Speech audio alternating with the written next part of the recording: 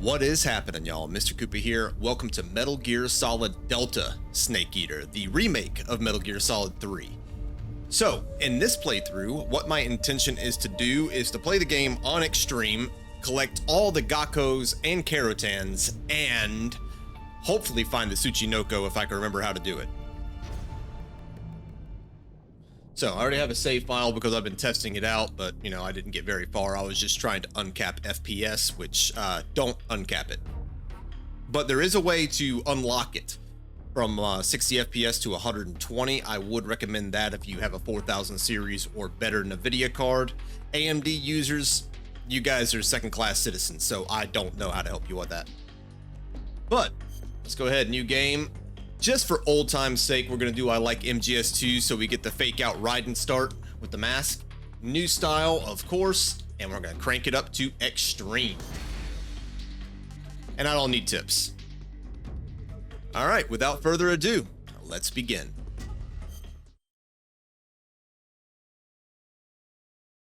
After the end of World War II, the world was split into two, East and West. This marked the beginning of the era called the Cold War.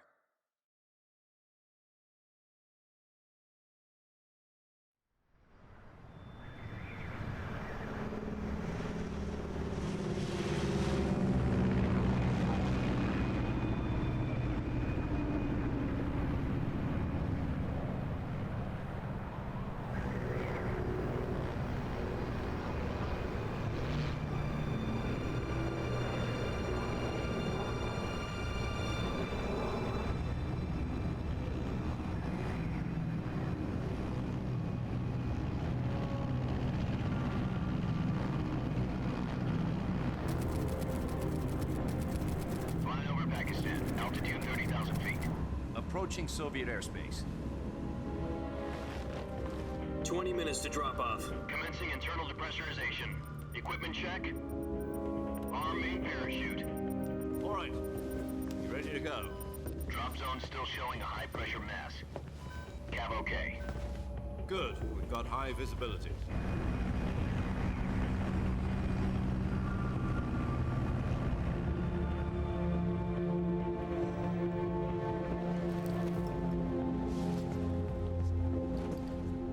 Cigar. Connecting oxygen hose to interior connector. Put on your mask.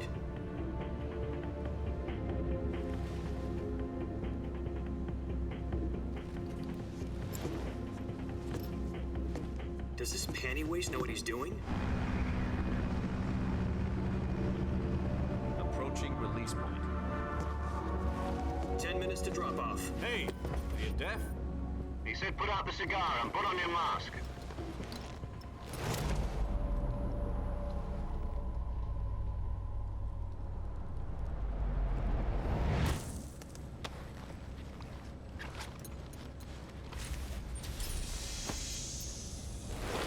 Depressurization complete. Checking oxygen supply.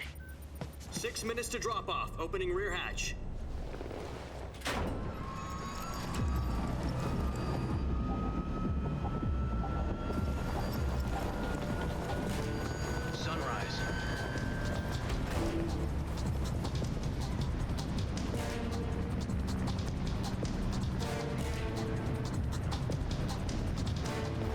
Temperature minus 46 degrees Celsius. 2 minutes to drop off. Stand up. You'll be falling at 130 miles per hour. Try not to get frostbite from the wind chill. 1 minute to drop off. Move to the rear. Activate the yellow bottle. This is one for the history books. The world's first halo jump. 10 seconds to drop off. Stand by. Status okay, all green. Prepare for drop-off. Countdown. 5, 4, 3, 2, 1. Spread your wings And fly. God be with you.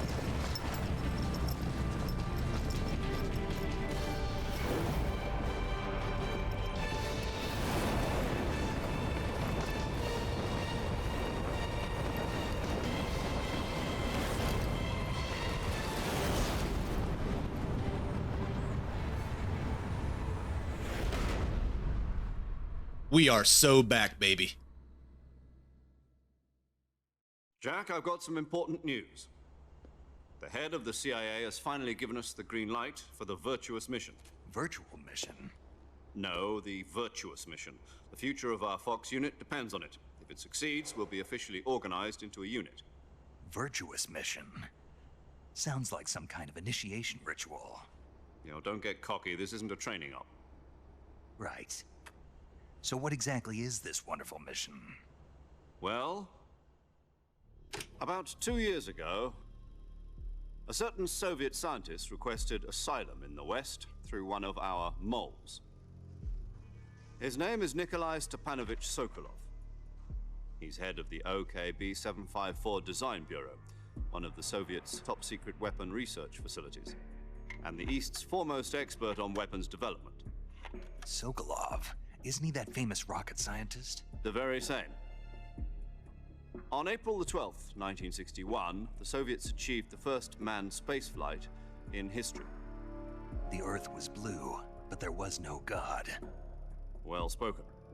The rocket that carried Yuri Gagarin to orbit was the A-1, known as the Vostok rocket. Sokolov is said to be the man most responsible for the multi-engine cluster used in that rocket. After Gagarin's flight, Sokolov left rocket development to become the head of the newly established Design Bureau. From a lowly technician to head of a design bureau, that's quite a success story, so why do you want to defect? It seems he'd become afraid of his own creations. Afraid? Call it a crisis of conscience. And for that, he left his country and his family behind and went over the fence? Not exactly. One of his conditions was that his family was also to be taken safely to the West. We used a mole to get the family out first and succeeded in sneaking Sokolov over the Berlin Wall shortly afterwards. I was the one who conducted the operation. The security on the eastern side was still full of holes back then. Then what? We got Sokolov over in one piece, but the whole ordeal had left him exhausted, and we checked him into a hospital in West Berlin. It took him 2 weeks and more than 600 miles to get from the research facility in the Soviet Union to Berlin. He was in no condition to say anything coherent. And it was only a week later that we had something much bigger on our hands. The Cuban Missile Crisis. October the 16th, 1962, President Kennedy received word that the Soviets were in the process of deploying intermediate-range ballistic missiles in Cuba. The President demanded that the Soviets dismantle and remove the missiles. At the same time, he announced a naval blockade to prevent further missile shipments from reaching Cuba. But the Soviets didn't back down, instead placing their armed forces on secondary alert. Soviet transport ships carrying missiles continued on course towards Cuba. US and Soviet forces went on alert for an all-out nuclear war. Frantic negotiations were conducted through the UN's Emergency Security Council and unofficial channels to end the hair-trigger standoff. Finally, on October the 28th, the Soviet Union agreed to remove its missiles from Cuba. And so the world avoided a nuclear holocaust. But in order to get the Soviets to pull their missiles out, we had to make a deal. You mean the one where the US agreed to remove its IRBMs from Turkey? No. The Jupiter IRBMs deployed in Turkey were obsolete, and we were going to get rid of them anyway. They had no strategic value whatsoever to either the US or the Russians. The Turkey deal was a ruse, a cover story that was fed to the other intelligence agencies around the world. So what did the Russians really want? Sokolov. They wanted us to return Sokolov. You mean the Soviets pulled out of Cuba just to get their hands on Sokolov? That's right. What the hell was he working on? At the time, we had no idea. We were running out of time. It was either give up Sokolov or risk full-scale nuclear war. In the end, we had no choice. President Kennedy gave in to Khrushchev's demand. The next day, I got Sokolov out of the hospital, handing him over to agents on the eastern side. Sokolov kept on screaming, "Save me," until he disappeared from my sight. Then a month ago, we received some new information from one of our moles. About Sokolov? Yes. He was taken back to the research facility and forced to continue working on the weapon in question under KGB supervision. What's more, it it's on the verge of completion. So what kind of weapon is it? Something to do with space rockets? No, missiles. Same technology. I guess you're right. We don't know the details, but it appears to be a new kind of nuclear device. For half a year now, the Soviets have been conducting frequent nuclear tests at Semipalatinsk. Something to do with the weapon, I assume. We're talking about a secret weapon so big that Khrushchev was ready to pull out of Cuba to get it back. Is Sokolov still in the facility? No, according to our intelligence, he's in Tselinoyarsk, a place in the mountains about 3 miles to the west that's known as the Virgin Cliffs. The Virgin Cliffs. Nice name for a virtuous mission. They moved him there just recently. Why? Apparently, they're conducting a field test of the weapon, but it's our best chance to get him back. This mission would never have been possible if he was still in the research facility. This is our last chance. Sokolov must have known that too when he contacted us.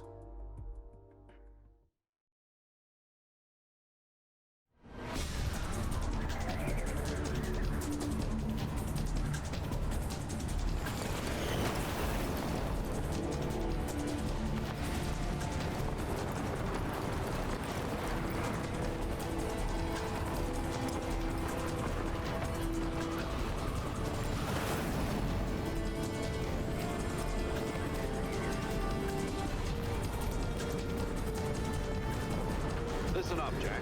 Your mission is to infiltrate Tselinoyarsk in the Soviet mountains, ensure the safety of Sokolov, and bring him back to the west.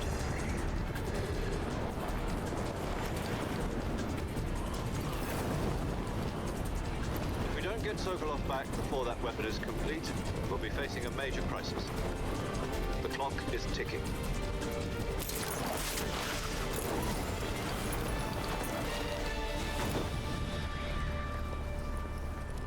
Once we've confirmed the rescue of Sokolov, stand by at the recovery point. A recovery balloon will be dropped at that point. Helium will be pumped into the balloon to inflate it. The process takes about 20 minutes. Once it's complete, the gunship's arm will latch onto the balloon and pull it up. The Fulton surface-to-air recovery system. I'm familiar with the theory. Take it easy. It's been combat proven. Do you think Sokolov is up to it? The shock will be less than during a parachute jump, and the arm can handle up to 500 pounds. So you're planning on going over the border in a single combat Talon?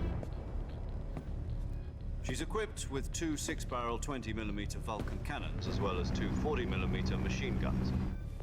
Sounds like she could hold her own against a battalion of tanks. Even with the fuel in the reserve tank, we're facing a 4-hour time limit. If all goes well, it shouldn't take more than a few hours. Home in time for dinner.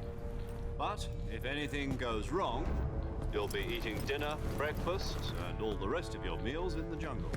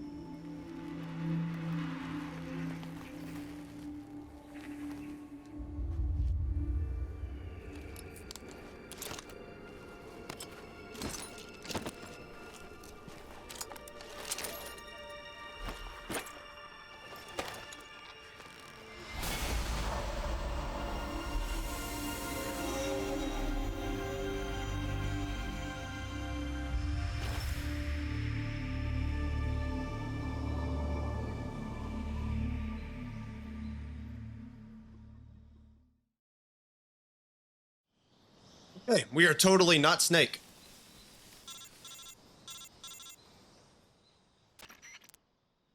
Do you copy?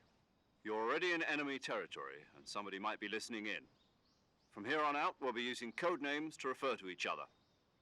Your code name for this mission will be Naked Snake. I'll be referring to you as Snake from now on. You're not to mention your real name. Snake? What, you don't like snakes? What do you mean? You've eaten one before, haven't you? In survival training?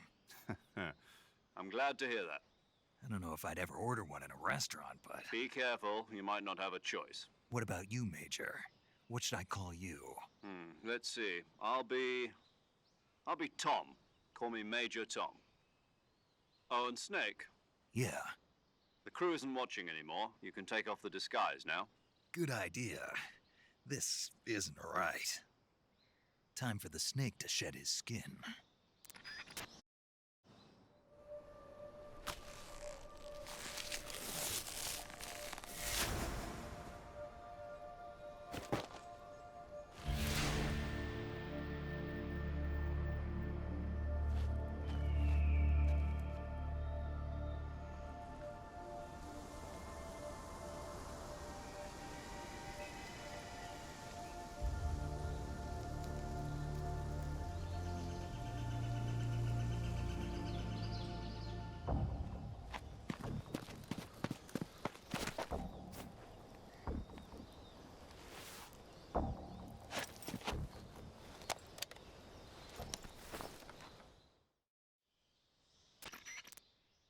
Can you hear me, Major Tom? This is Snake. Kept you waiting, huh? This will be a sneaking mission. You must not be seen by the enemy. You must leave no trace of your presence. Is that clear? This kind of infiltration is the Fox unit's speciality. In other words, weapons and equipment are procured on site. That goes for food as well. You're completely naked, just as your name implies. Great. Now I see why you asked me if I like snakes. I suppose calling me Snake was your idea of a joke, too. No, there's a good reason for that. I'll tell you later when the time is right. Gotcha. Getting back to the subject, how exactly am I supposed to feed myself? You've been issued a knife and a tranquilizer gun. Use them to hunt for food. You'll also find some medical supplies in your backpack. Yeah, about the backpack. I lost it in a tree on the way down. I see. Well, you'd better go back and get it then. You know where it is? No problem. I can see it from here. It's stuck on a branch. To climb a tree, stand in front of a tree that's covered in ivy and press the action button. I'll be monitoring your progress over the radio. We can't risk violating Soviet airspace, but I'll be in the gunship. My frequency is 140.85. I'll give you a call if I need to talk to you. If you need to talk to me, use the send function. Okay, Snake, go get your backpack. Okay, backpack. Down we go. Let's just rush this thing. And up the tree.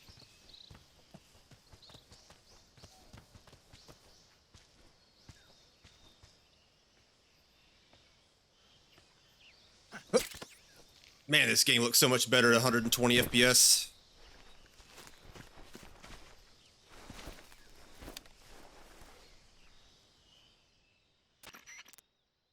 I see you've retrieved your backpack, Snake. To equip a weapon, it's necessary to take it out of your backpack.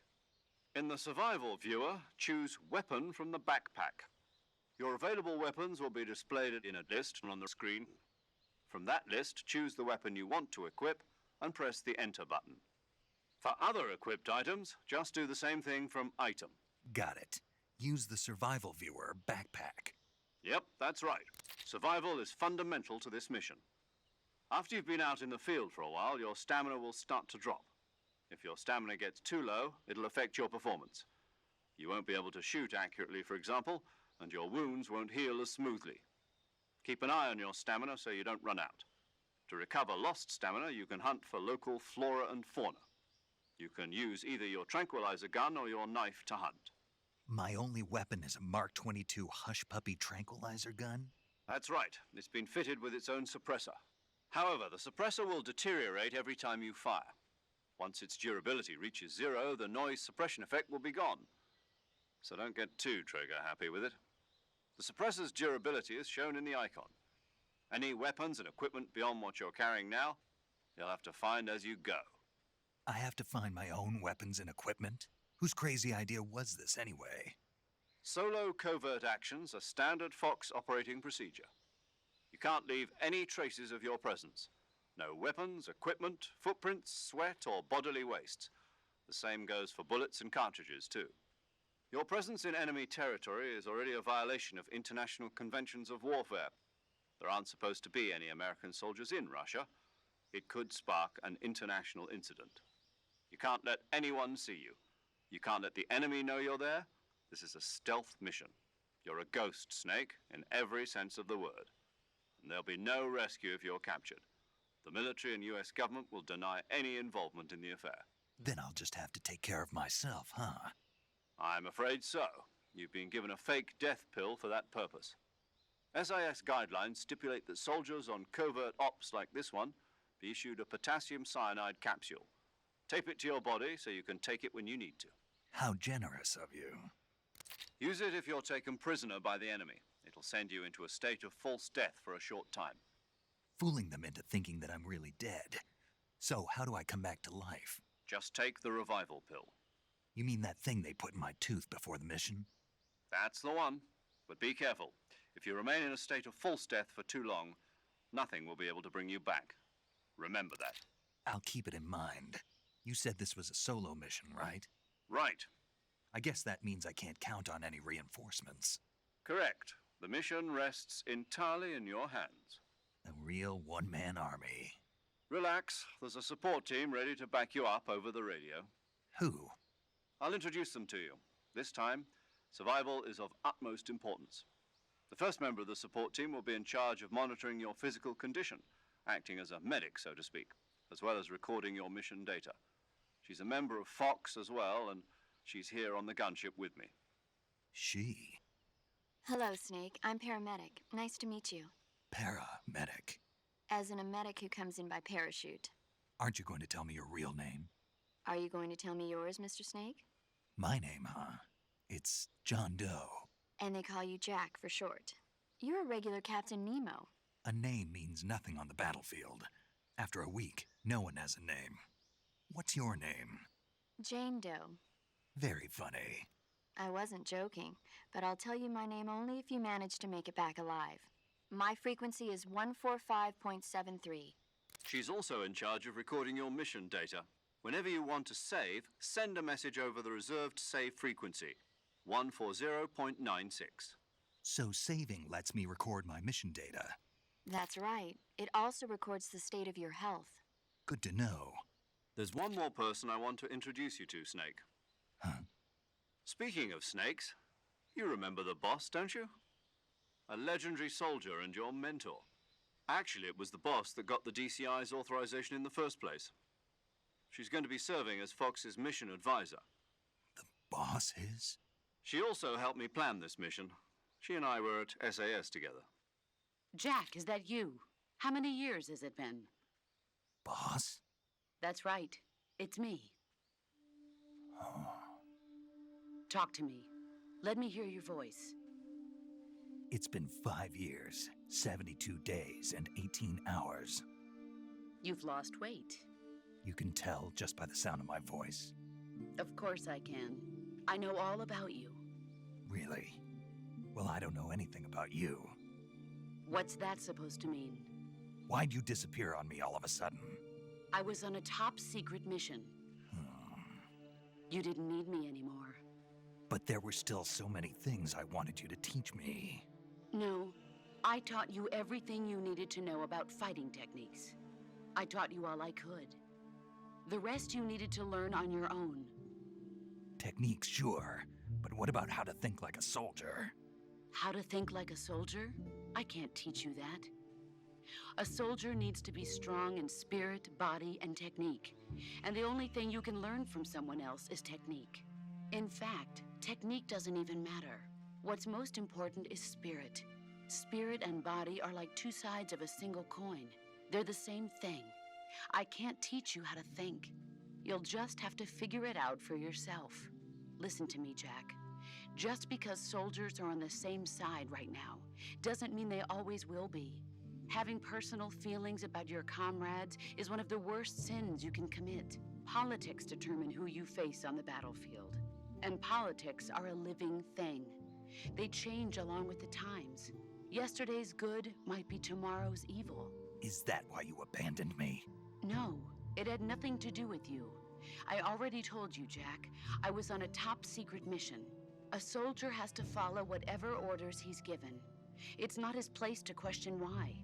But you're looking for a reason to fight. You're a natural-born fighter, but you're not quite a soldier. A soldier is a political tool, nothing more. That's doubly true if he's a career soldier. Right and wrong have no place in his mission.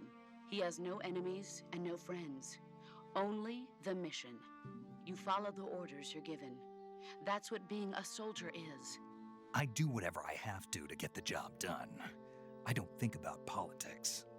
That's not the same thing. Sooner or later, your conscience is going to bother you.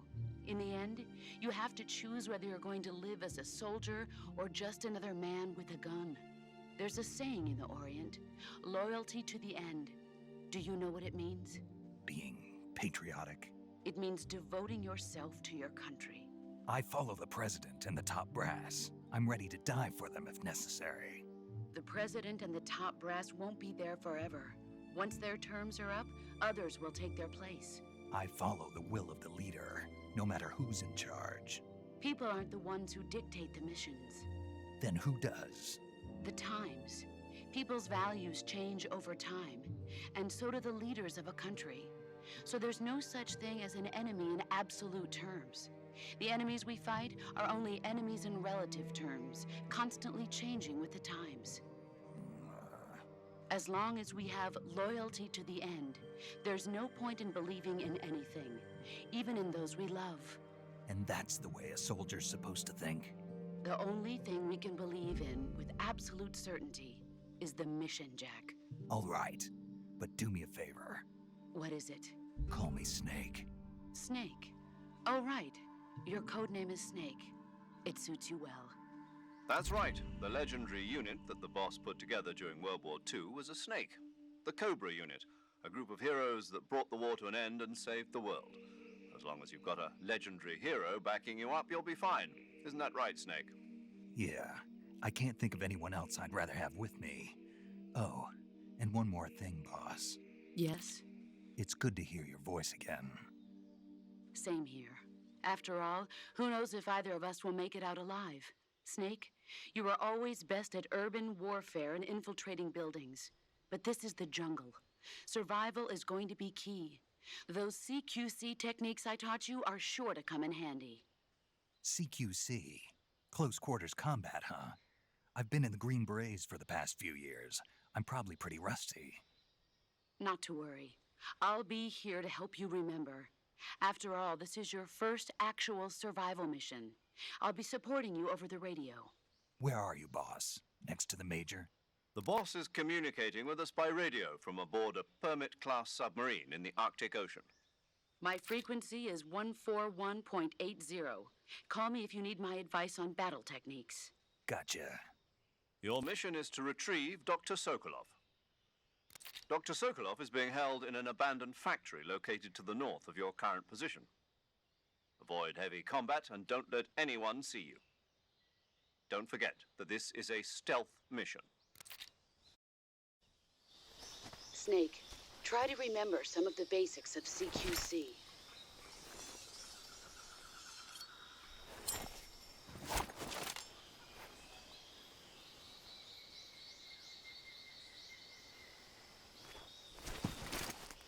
Commencing Virtuous mission now.